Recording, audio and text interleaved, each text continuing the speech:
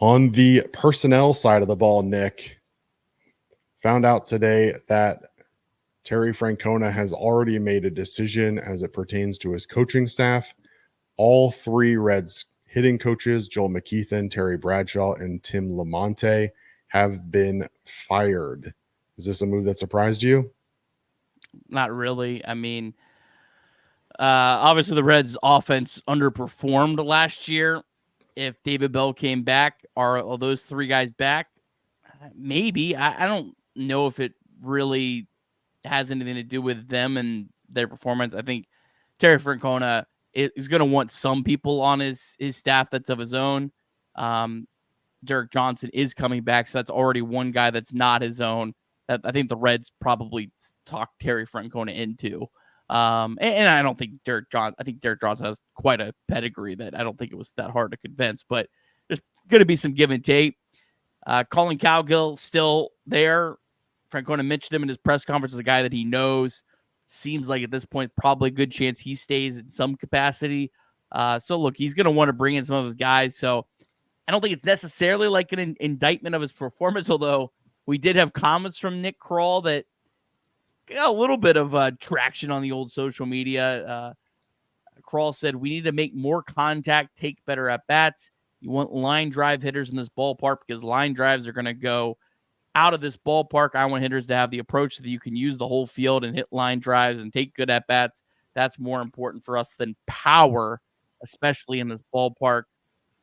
I don't know how much I make about those quotes. I think you're trying to have a quote that the Reds are trying to win some press conferences, and that sounds really good to a lot of people. I mean, right? I mean, the Reds need power hitters. I mean, I think you want guys that have good at bats. You want guys that are balanced, that get on base, that hit home runs. I don't know how much I make out of that. I don't know. Do you make anything out of that?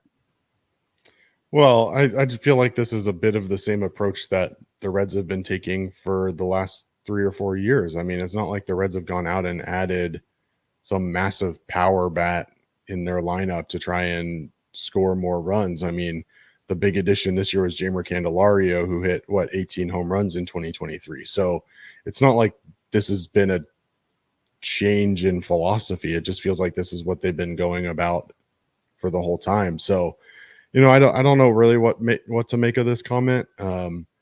My approach this offseason is I would go out and add a power bat. So, I'm on a little bit of a different page. And I think that, if you have that power bat who is hitting 25, 30 home runs in a big ballpark and you put them into Great American Ballpark and all of a sudden they're hitting 40, 45 home runs, it's a pretty big boost to your offense. And, even if they're solo home runs because nobody around them can hit, at least you can count on some runs every once in a while versus having to manufacture runs and hope that you're stringing together enough hits to get guys on base. Because unfortunately, when you're hitting line drives, you're still at the mercy of defensive positioning and a lot of other things that can affect the outcome of those line drives. But I promise you this, you hit a ball 415 feet, nobody's catching that one in Great American Ballpark. Yeah, and there is a guy that I believe in, and that's Christian Encarnacion Strand. I will die with that ship. I mean, his minor league numbers were better than Ellie De La Cruz. They were better than Matt McLean, much better than Spencer Steer. Go down the list. He had incredible minor league numbers. He had 29 bad games, and so a lot of them were hurt in 2024. I really believe in him. I think he is that power bat. I believe in him a lot more than a lot of other players on this roster that are established big league players. So he could be that power bat. And if he is that power bat, and it is still an if at this point, I'll acknowledge that. The thing that doesn't get talked about in trying to find better hitters that kind of coincides with it is you need better defensive players. So whether but I'd rather have a great defensive third baseman or a great defensive left fielder that strikes out a little bit, that hits some home runs, than a line drive hitter that's a crappy defender at this point, because we have too many of those. So I think the defense has to go hand in hand. And I know that's not really what you're talking about when you're talking about firing a hitting coach. But to me, the defense is just as big, if not a bigger piece than the style of hitter that you have, based on that being one of the Reds' biggest deficiencies, not just last year, but literally almost every year since a guy like Zach Cozart left. Well, let me say this. Give me a power DH and you can have all the quality defenders that you want in every other position. How about that? I think that guy's Christian Encarnacion Strand. All right, we'll take it. One other note from the personnel side of the Reds organization. No real surprise here, Nick, but we'll mention it and see if you have anything to say. Derek Johnson will be retained for 2025 as the director of pitching and pitching coach. Nick Krall kind of alluded to this in the press conference after David Bell's firing, so I don't think it's a big surprise, but it's now official that he will be part of the staff in 2025. Yeah, I mean, I think the pitching has been pretty good. Hunter Green took a big step. How much of that was Derek Johnson? How much of that is it having the guy in the talent on the cover of Sports Illustrated? I don't know, but he took a big leap. But you look at guys like Nick Martinez, Jacob Junis, they sure pitched, had their best seasons of their career-ish. I know Junis is kind of weird. It was a short, small sample, but nonetheless. Rhett Lauder got here quickly, and Derek Johnson's job is not just pitching coach of the big league, it's also the whole being in charge of the whole thing, top to bottom. So, yeah, I mean, there was a lot of success stories in this Reds organization. I think Derek Johnson is a massive piece of that, and I'm really glad you're keeping it because you got this number 2 overall draft pick that I feel pretty confident with Derek Johnson and how he's going to help him move along, whether it's in the big leagues early in 2025 or whether it's developing a plan for him to get to the big leagues sooner rather than later. We also want to remind you that you can call or text 988 anytime, day or night. The 988 Suicide and Crisis Lifeline is a place to get support for anything related to mental health.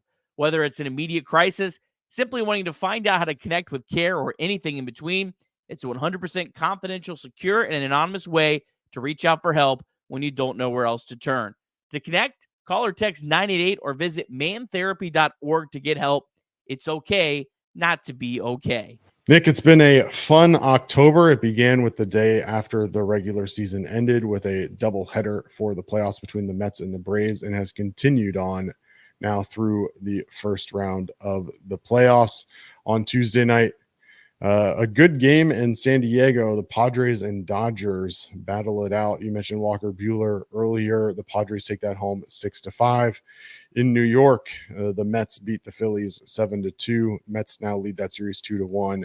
San Diego leads their series 2-1 as well. Fernando Tatis homered to cap off a 6-run frame for the Padres. Nick, it's been a really fun October already, and we're not even to the World Series, which always brings a lot of excitement. I assume you, of all people, are enjoying the way that this October is shaping up so far. Yeah, it's been fantastic. There's been so many good games. Wednesday, if you're listening to this on Wednesday, good chance the last day of the year that we'll have 4 games on the same day.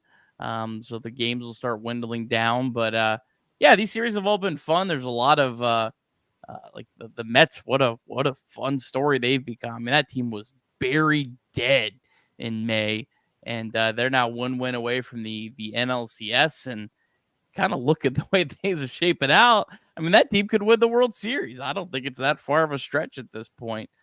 They could also lose the next 2 games and be done. I mean, that's just the thing that just stands out to me, Craig, is the margin for error in these playoff games. Man, it's so thin. You look at that Cleveland Detroit game where Skubal was absolutely dominant. I mean, it gets into the 9th inning, Class A, 2 outs. I mean, 1 bad pitch, your whole season. So hopefully the Reds are in the spot, and if they lose, they can kind of tell people, well, look, these are a crapshoot, and if they win, well, hey, the crapshoot worked. But yeah, I mean, it's just, man, the margin for error. That's just a thing that constantly just reverberates to me. But all these series have been fun. Love to see just about all of them go 5 though in the DS, and I think whatever we get in the ALCS is going to be ALCS and NLCS will be pretty compelling. Yeah, absolutely. I think one of the things for me, honestly, this postseason gives me a little bit of hope for the Reds. I mean, you look around this postseason at some of the teams that have made it, and many of them kind of emulate what the Reds are trying to do as well. You look at the Kansas City Royals, obviously built around Bobby Witt Jr. You look at the Detroit Tigers, the Cleveland Guardians, both not necessarily high payroll teams. The Brewers continue just to be an anomaly across the National League every single year. So it's a lot of fun. I mean, obviously the NL's stacked with some high value teams with the Mets and Phillies and Padres and Dodgers. But when you look across it, I think there is hope for a team like the Reds to get in without having to spend $200 million to do it, and compete in it. Every single series, like you mentioned, has been competitive. It's been a lot of fun, and I'm looking forward to the AL and NLCS, and then obviously the World Series as well. Do you have, I know it's early, do you have a prediction for the World Series? Who do you have from the AL and who do you have from the NL? Well, I sprinkled a little bit on the Yankees just because I thought they were the best betting value. Probably the Yankees. I just think they probably have the most favorable path. I don't like using the word easiest in the postseason because all these teams are incredibly deserving that have made it this far. But I think they have the best path to get there. And once you're there, you're there. The 4 NL teams I think are probably all as good as the Yankees, but picking which one of those 4 are actually going to get there, I don't know. So yeah, I would probably go with the Yankees, but Craig, 2 things stand out to me.